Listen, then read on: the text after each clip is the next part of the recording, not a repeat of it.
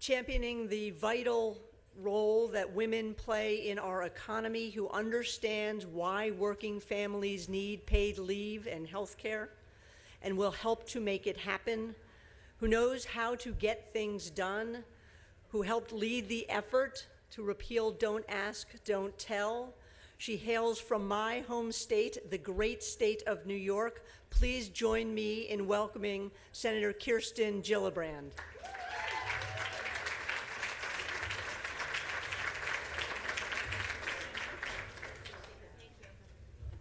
Thank you, Winnie, for all your great work and advocacy, and I want to thank Neera for her years of vision and leadership. You really have done an extraordinary thing, and I think the amount of people who are here to hear what CAP has to offer in this conversation shows just how hard you've worked and how important your leadership's been. Thank you, Neera. So this is a terrific opportunity for so many Democrats to talk about some of the work we need to do, and I feel very fortunate to be working with my colleagues and sharing a stage with so many of the men and women that I work in the Senate every day. I was originally going to talk a little bit about how President Trump is routinely betraying the working class voters that he pledged to fight for, from his harmful budget to his cynical tax plan to his horrific health care plan and more. But last night's reporting has taken us to a whole new level of abnormal. This is not business as usual, and the president is truly creating chaos and hasn't created a single job or made us safer, and every single week it's a different thing. According to news reports and the lacking response by the White House, it appears that the president divulged highly classified information to an adversarial foreign government that was provided by an ally with the agreement that it would not be shared. Now, if this is true, President Trump's actions are not only irresponsible, but have put lives at risk and have undermined our national security. So I believe it's incumbent upon all of us, regardless of party, to stand up and fight back harder than ever. On these ties to Russia, we must not stop until we have full transparency and accountability. And that means not voting for an FBI director until a special prosecutor is named. But we also cannot let Donald Trump distract us from our work, everyday work, of fighting for working families. Since this is an ideas conference, I've brought one idea that I would like to challenge the president on to step up. I want to challenge the president to join us in fighting for a national paid leave program. Mr. President, if you are really standing up for working Americans, if you are really fighting for them, then there's no excuse not to have America join every industrialized nation in the world that already guarantees national paid leave. It's not just a women's issue. It is a middle-class economic issue that creates economic growth and rewards work in this country. Year after year, we are shortchanging our workforce and we're shortchanging our economy, and that should not be acceptable to any of us as Democrats.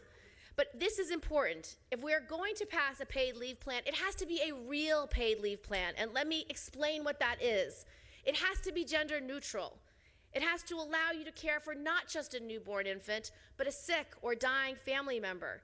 It should be a test of whether or not it's real paid leave.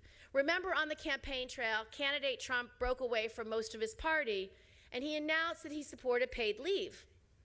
Made sense, right? Because paid leave shouldn't be a Democratic or a Republican idea, because it rewards work, because it helps us care for our families, because it grows the economy. It's something that we should all agree on.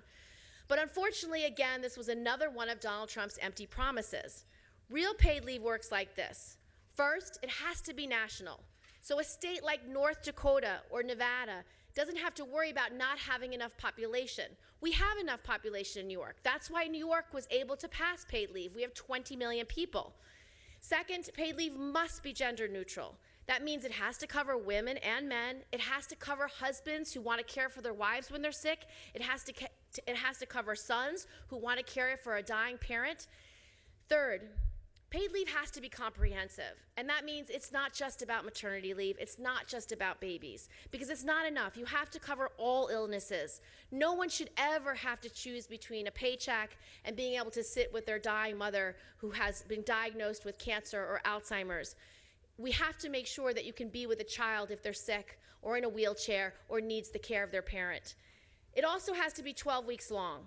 So that's long enough so that you can be with that infant, be with that sick parent, be with that dying family member. Fourth, it has to be sustainable. A national paid leave plan can only be sustainable if every worker in the entire country is part of it. So if it's going to survive, everyone who would benefit needs to chip in. So it actually needs to be a universal earned benefit. Fifth, paid leave has to be affordable and manageable for workers and businesses alike, particularly small businesses.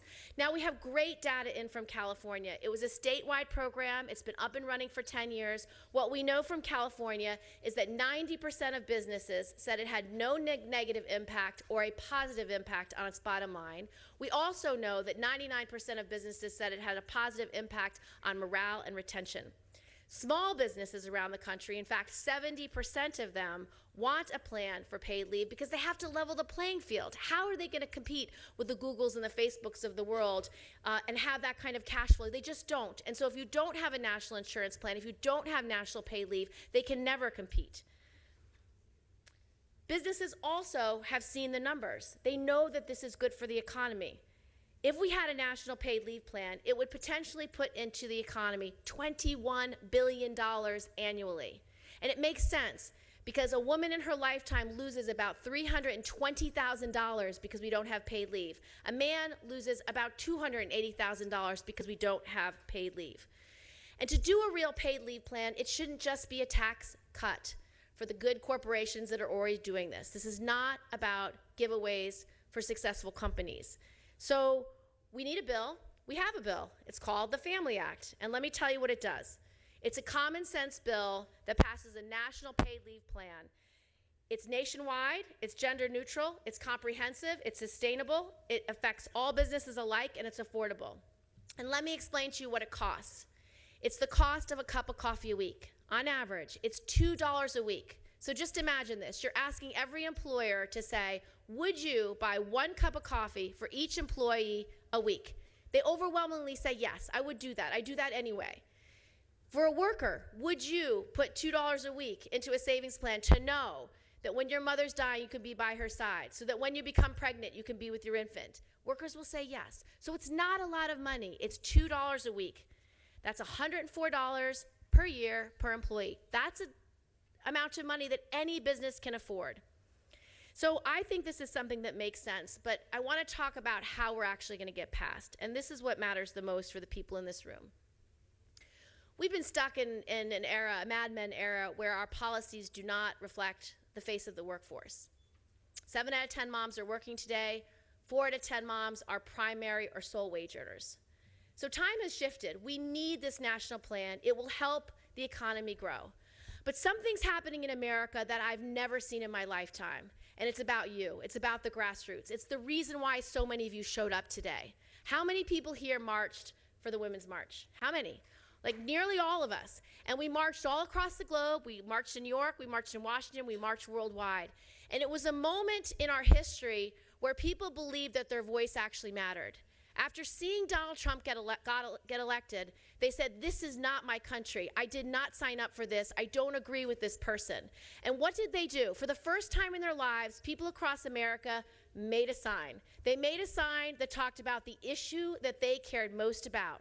They talked about the issue that made them angry, the issue that they had passion for, the issue that they were not going to stand President Trump unwinding. So whether you were marching for Black Lives Matter, or marching for reproductive rights, or marching for LGBTQ equality, or marching for Muslims, or marching for immigration, or marching for clean air, clean water, it didn't matter. It was your issue. It was what you cared about. So if we're going to pass a national paid leave plan, we are only going to pass it if every single one of you stands up and fights for it and demands it and says, this is important to me. It's important to my business. It's important to our economy. It's important to our families because it's about us. And if we aren't willing to fight for it, it will never happen.